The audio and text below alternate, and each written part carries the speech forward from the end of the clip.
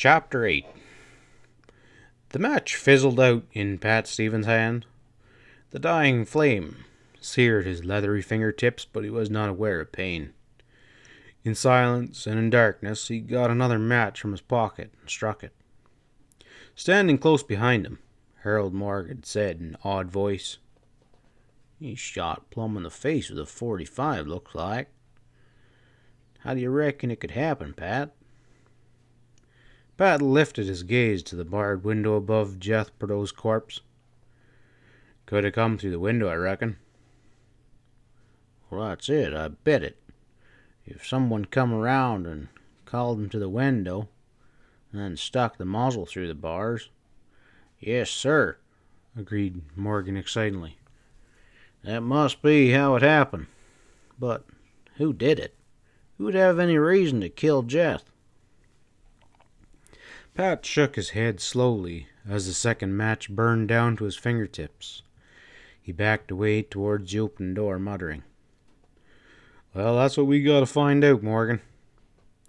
The deputized rancher followed him around the corner of the jail and knelt beside him as Pat struck a third match to study the ground underneath the window. There had been a heavy shower that afternoon, and the ground was still damp enough to hold footprints. Pat nodded somberly as the yellow flare of the match clearly showed the outline of 2 feet standing side by each in front of the barred window. "Well, that's it, all right. A fellow stood here and called Jeth to the window, and then let him have it in the face between the bars." He got up heavily as his third match flickered out into the night air. "Good gosh, Pat, this is some bad business. 2 murders in one night, and both of them, they're bad murders. A knife in the back, and a man shot while he was locked inside the jail with no chance of doing nothing. Do you reckon—" He paused nervously and glanced at Pat. "You mean, do I reckon they're both tied together?" Pat asked harshly. "Well, that's what I was kind of thinking, but it couldn't be. I can see how Sam might have done the other one, being drunk and caught in Kitty's room like that by her husband, but he wouldn't shoot a man like this right here in cold blood. Would he, Pat? Even if he did have a reason?" "What reason are you thinking about?" grated Pat. "Well, I was thinking about what Kitty set up in her room. About planning with EZRA to fix it with Pardo to cover up the other killing. If Sam and EZRA decided to take it on the run instead of staying and facing it." Morgan's voice broke miserably. "But it couldn't be that way. I reckon it couldn't." "You're guessing," Pat said steadily, "that they were fearing that Kitty had already told Jeth about the other, so they couldn't afford to leave him behind alive while they took out.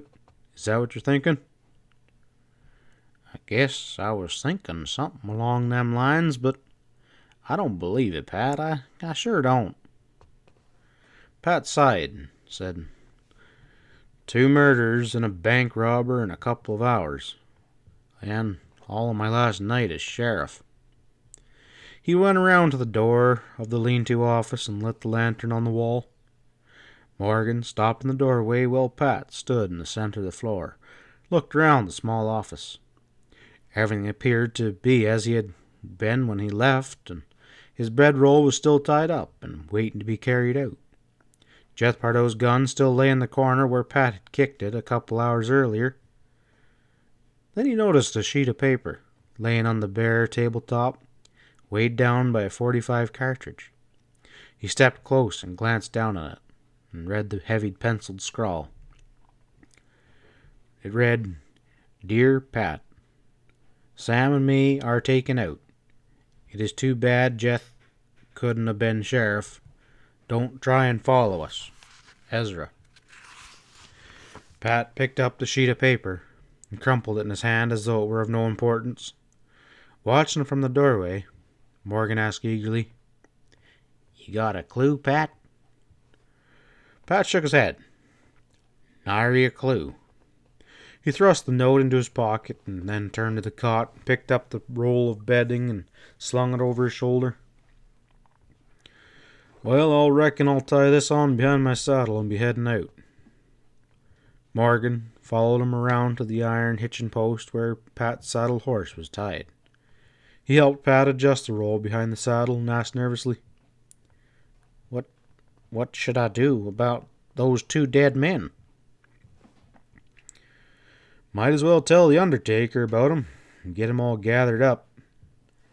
Pat tugged a little knot into a leather tie string and then went on in a constrained tone. I'd take it kindly if you don't talk too much about what you've seen or heard tonight. I'll stop by the hotel on my way out of town and tell Dems and Kitty not to say very much. I reckon they'll be glad to keep the whole thing quiet. You mean about Sam? Yeah. But you're gonna bring him back. Pat replied, Maybe I won't bring him back. There was a silence while the 2 men finished tying on the bedroll behind Pat's saddle, and then Morgan said, I can't say I blame you none, Pat, whatsoever. Whatever you do, I'll keep things quiet around here. Thanks. Pat went to the hitching post and untied his horse's reins. Morgan came to stand beside him, and Pat held out his hand. I got a lot of thinking to do, he said slowly. I don't know, Harold, what's right and what isn't. You want I should stay deputized and hold things down until you get back? If I do come back. Pat's voice was low and brooding. He drew the reins over his horse's neck. Do you mean? Morgan's voice was low. I don't know what I mean. I swear to God I don't. How can I come back if I don't bring Sam with me? I'd be worse than him, Morgan. You know I will. I'm the sheriff, and there's been 2 murders in Dutch Springs tonight. He put his foot in the stirrup and lifted his body into the saddle. Harold Morgan stood at the hitching post and watched him ride away. He was sorry as hell for Pat Stevens. Like Pat said, how could a man know what his duty lay and when his friendship was involved? Pat trotted slowly up to Main Street, past the Gold Eagle, and on to the Jewel Hotel. He had a funny feeling in his stomach as he rode past the familiar buildings that this might be the last time he rode down the main street of Dutch Springs. Tomorrow, men might curse the name of Pat Stevens as a betrayer of their trust. The same men who were tonight his best friends. He stopped his horse in front of the hotel and got off heavily. In the lobby, he stopped at the desk and asked Tom Forrest, What did Miss Kitty and Joe do tonight after I run out after the bank robbers? Old Tom shook his head and frowned. I don't know, Sheriff. I run out the door, too, and stayed out while the shooting was going on back of the bank. By gosh, Pat, what's going on upstairs? Won't anyone tell me nothing? There's a dead man up in Kitty's room, Pat said. He turned away from the desk and went to the door leading into the hotel saloon. Kitty Lane and Joe Dems were standing with their heads close together near the bar. Kitty saw Pat, and he beckoned to them. You find out anything about Jeff Pardo? Joe asked eagerly as he approached with Kitty. Pat shook his head. Well, Pardo ain't talking. He paused a moment, then asked Kitty harshly. Just what did you say about fixing things up with Pardo when you were talking to EZRA? She wet her lips nervously and avoided his boring gaze. I don't know exactly. I begged him not to worry too much. Told him I thought maybe Jeff could help us. Did you tell him you'd talked to Jeff? I don't know. I can't remember what I said. I was so excited and frightened. Pat sighed and asked, How much have either of you told anything about things? Nothing, Dem said quickly. We thought we'd let you handle it. Good. The less you talk about things for a while, the better it'll come out. I'm leaving Harold Morgan in charge. He'll bring the undertake up for the body pretty soon. All anyone has to know is that the man is dead. Let him think he stabbed himself." Kitty put her hand on his arm and she breathed, "What are you going to do?" "I'm going after Sam and Ezra. Alone." You're not going to," she faltered. Pat's face remained inscrutable. "I don't reckon anyone knows what they'll do till the time comes, ma'am. There's one more thing. I never did finish searching through your dresser after I found out who you were." Kitty flinched at the mention of the idea, but she said bravely, "You're welcome to finish searching now if you want." "I reckon I'd better. You want to go up with me to make sure I don't steal nothing?" "Of course not. Go right ahead." Kitty laughed. She turned and went back to the bar. The door of Kitty's room stood open and the lamp was still lit. The body of Fred Ralston hadn't been touched, and Pat stood on the threshold for a moment, then went to the dresser to which his attention had been directed by Joe Dems and pulled on the second drawer. There were neatly folded handkerchiefs with perfume sachets between them. Many other dainties of feminine underclothes, which brought a slow blush to Pat's sunburnt face as he poked around them awkwardly with a hard forefinger. He closed that drawer with a sigh of relief after finding nothing. The bottom drawer held a heavy staid corset and several pairs of slippers, along with several pairs of very thin and very long, it seemed to Pat's uninitiated eyes, pairs of lady stockings. He felt about the drawer dubiously and then pushed it shut with a sigh of relief. He straightened up and mopped sweat from his face, wondering irritably what the hell he was looking for anyway. Yet somehow he was loath to leave the death room.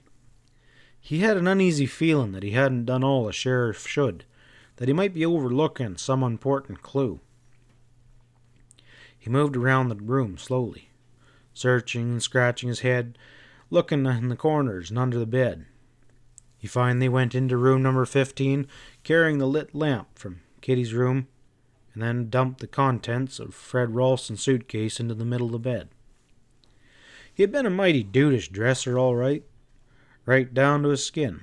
Silk underclothes by golly, and bright-colored socks and ties, even a little thing that squirted sweet-smelling perfume when you pressed a rubber bulb.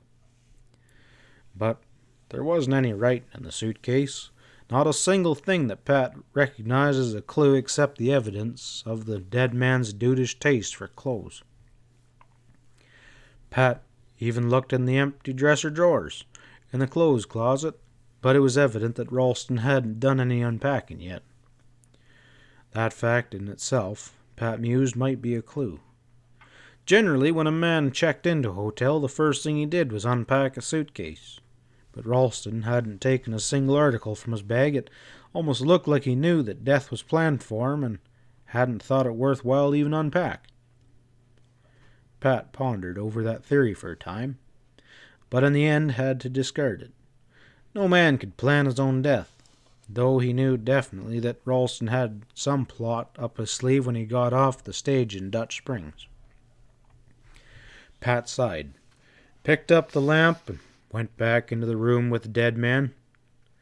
There was a lot of questions that had to wait until he caught up with Sam and Ezra, and he could only hope that they'd have the answers for him. He set the lit lamp down on the dresser and turned for one more final survey of the room. His gaze lit upon the bottle of whiskey, and he realized that he could use another drink before starting the ride to his ranch. The thought of going into one of the bars didn't appeal to him because he knew the questions that would inevitably be asked. He picked up the bottle, took another drink from it, set it down carefully, and recorked it. His gaze was caught by a strip of sheer white cloth hanging half in and half out of a metal wastebasket by the side of the oil-covered skin washstand. He moved over slowly, stooped down to pick it up. His gray eyes narrowed as he recognized the top portion of a lady's white listle stocking.